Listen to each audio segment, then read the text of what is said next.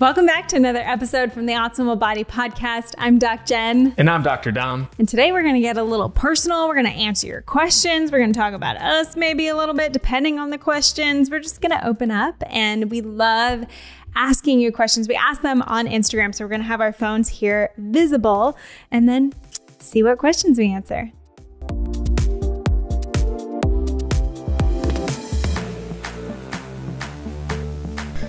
So this will be a fun episode. We've done one kind of Q&A episode, but this one we just put question boxes out on the Instagram stories and let some questions flow in, and we're going to choose about 3 of them each and just answer them. Might be about the body, might be about us, might be about mindset.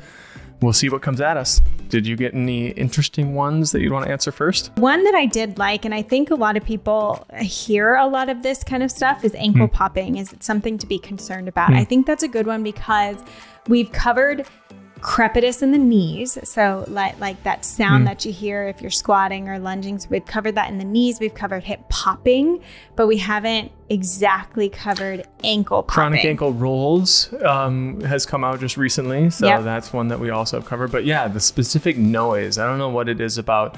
Well, I do know what it is about the noise that concerns people. Yeah, you know, when your body starts making crazy noises, if it's something that you don't think you should be making noises during, like jumping or running, it kind of freaks us out a little bit. You know, why are my ankles making all these popping noises?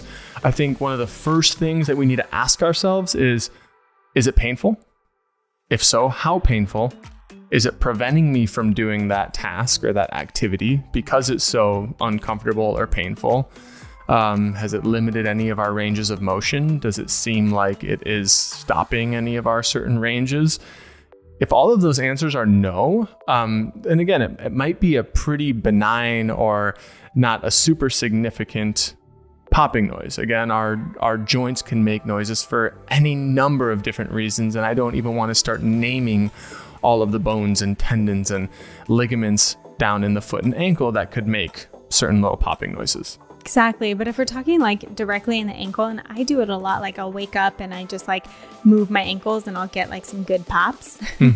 And it's really, I'm just starting to wake up the joint and I'm just starting to move and I'm changing different pressures around that joint because it hasn't been moving, you know, all throughout the night, and I haven't been putting weight or pressure on it. And so I'm just dispersing pressures within my joint, which is going to lead to it could lead to a cavitation or that popping sound. Or say you haven't, you know, squatted down in a while and you squat down and you hear an ankle pop again. Like sometimes it's just that your ankle hasn't been in that range of motion. And so now all of a sudden you're changing the pressures and you're causing that cavitation and that pop. Not a bad thing. Yeah. Especially if it's not associated with pain. It's just what your body, maybe you need to move a little bit more.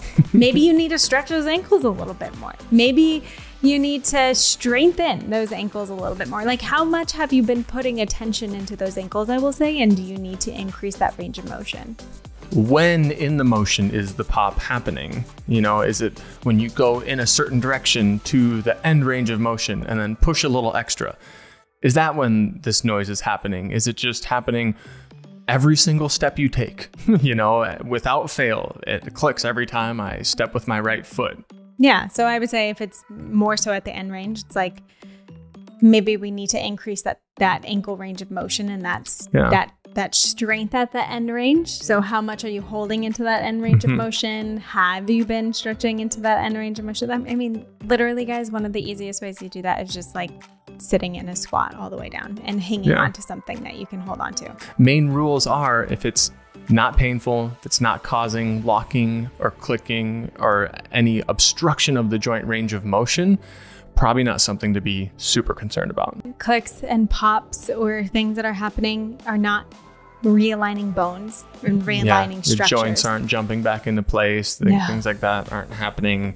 Next question. Coaching people who are new to movement, coaching people who haven't done exercise a lot, how do you balance between drowning them with cueing and drowning them with, oh no, you need to do this, you need to do this, you need to activate your hips, move it, versus just letting their body learn the movement? Man, I think that's a tough one, especially if you're new therapist or coach or trainer, it's hard because you'll see people move and you'll want to fix every little thing, you know, but the way that you keep them actually coming back and excited to learn more is by giving them a little tiny bit over time. If you overload someone, one, they might not want to do it again. They might feel stupid in their movement. They might, you know, there's so many different things. You might overwhelm them. It's just like, it's not worth overcueing. But when I'm learning a movement and I have 5 different people yelling 3 different cues at me, like I shut down and I honestly will just say like, I'll try it later. Because I don't want to sit there and fumble and struggle over my movement as I'm trying to listen to and implement 7 different things. Like if your person seems like they're having troubles catching onto cues, don't add more in, take away, take away become much more efficient and precise with your cueing and give 1 or 2 rather than 4 or 5. I agree. And then sometimes even like if you use your hands, like tap on something that will you know, if you want their hips to come back, like what if you tapped on the hips a little bit and it reminded them to like relax a certain point or to activate a certain point? If you just say, how does it feel? You know, ask them how they're feeling. Because if nothing's hurting, nothing's going weird, like allow them to keep going. Yeah. And even if you say, how does it feel? And then you say, do it slightly different. You don't tell them exactly what to change. It almost gives them that permission to explore rather than saying, do this specifically. And then if they aren't doing it, you say, no, this is this. Like you're promoting so much doubt within them. And switching up the cues. I really like that point too. Not always verbal, using touch, showing them something, showing themselves in a mirror. You know, you don't always need more words or explanation. You might need to just do it differently for that person. One that I got, does improving your mobility mean you won't have to get your body work done for you? So meaning like if I start doing these mobility things that you talk about, will I not have to go in for massages or never again, you know, stuff like that and you know what? In my personal opinion, quick response is going to be that it always depends. Every person is different. There's no one way to do anything. Manual work is just promoting what you're feeling within the body and to promote movement, right? It's not fixing anything. So I do believe that ultimately you can do the mobility and the strength training and the movement awareness on your own. I do still think touch is very valuable. I think if you can't get into it with a ball or a foam roller, you know, then going to see someone, and especially if that someone helps to promote relaxation within the system that you're not able to get on your own, go see someone. Is it something that we could eventually work away from completely? Yeah, absolutely. That's an option. Is it something that you could keep as a part of your routine because you love it and it helps you feel like you get your body in the best, most balanced place you can get? Great, keep it in. So this is a fun one, a little bit away from body tips. Working with a spouse.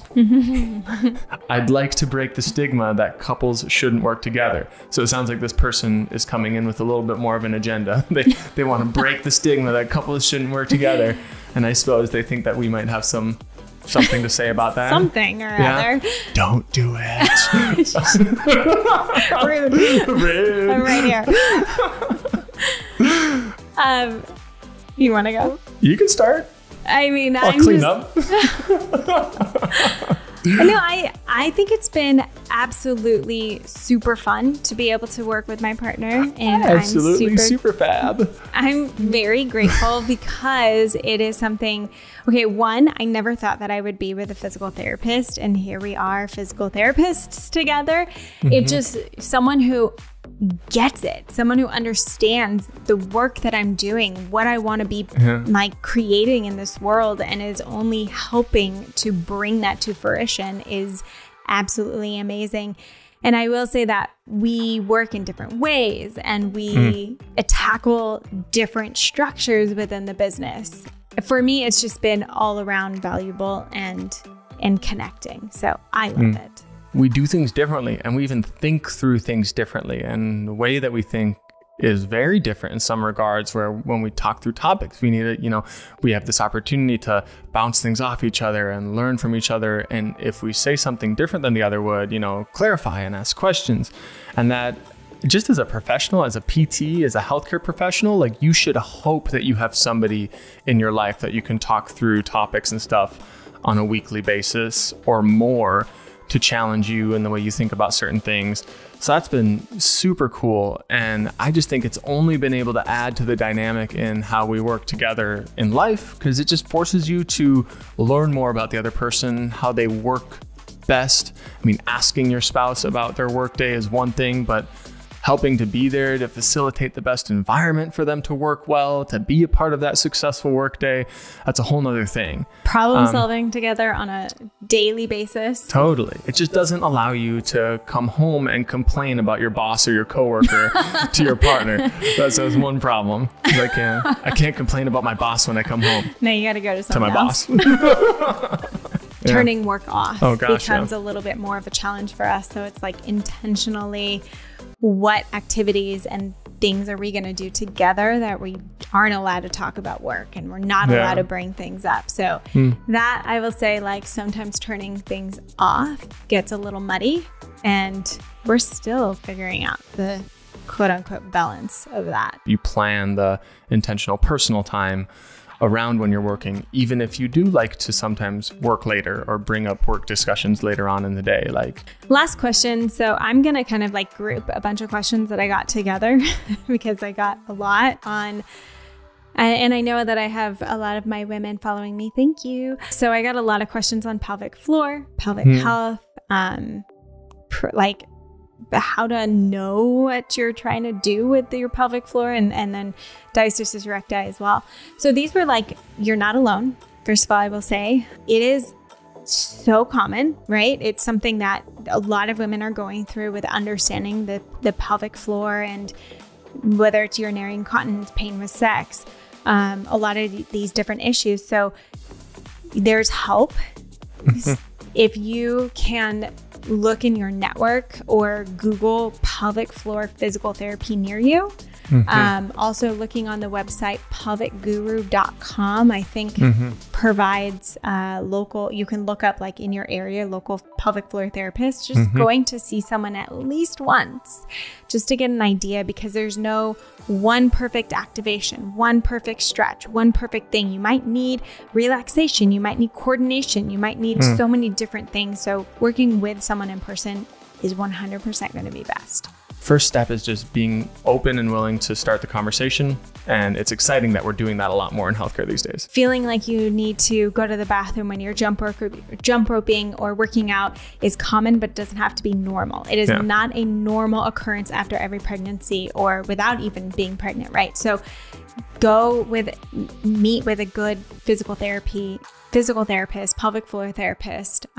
They are trained specifically to be able to help with this kind of thing.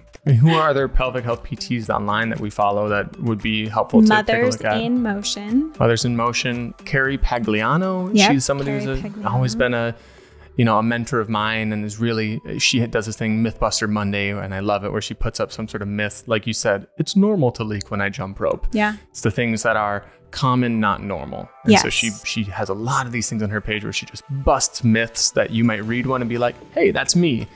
And then you can read in a little bit on how she might want to help empower people to step out of that belief. Yeah, there's a lot of cool ones that are out in the interwebs now, and just continuing to put out information to continue to explore. And that's always what we talk about, right? Continuing to explore, not accepting that as normal, and working for yourself. Oh, I was going to say, she let me know that she was having previous moments of feeling like she needed to rush to the restroom after workouts, and then doing the 30-day challenge, actually already within 30 days, noticing that she could do a workout and not feel like she had to go run to the restroom. And I was like, that is the most powerful statement, because not once do we just talk about pelvic floor. Totally. That's just general movement and core stuff. Yep. So final question that I got that I was excited about, because our users love Vivobarefoot. If People just have been lighting up about Vivo lately, and we get lots of questions about, so what's the difference between the different types? Or can you talk us through the different types of shoes and what your favorites are or what the differences might be? Yeah. So any favorites? Definitely. I wear my knits on a daily basis. So whether I'm walking around, I'm lifting, I'm whatever I'm doing, like literally I wear my knits all the time. I have a green, a white, a black. I think I have another black pair coming.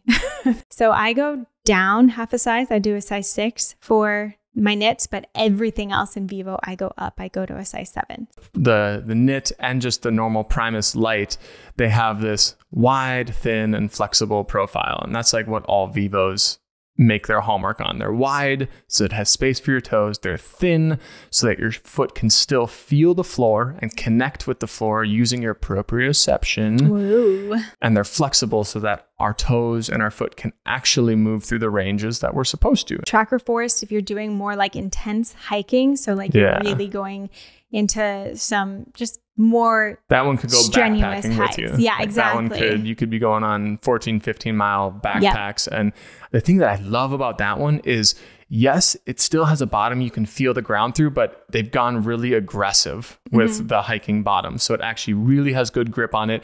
You're not going to step on a sharp rock and still like feel it poking the bottom of your foot. It has a little more protection versus some of their other hiking shoes. They haven't had as aggressive of a bottom. So they're great more for like trails, but not like really aggressive hiking. So the Tracker Forest, amazing. Yeah, use code OPTIMAL15 for sure. Get your discount. All right, there we go. Some of the answers to your questions, a little bit about us, about the shoes we wear, and some other tidbits about the body. Of course, if we didn't answer your question, go back and check out some of our other episodes or comment below. Let us know what you want our future episodes to be about. We will see you next time.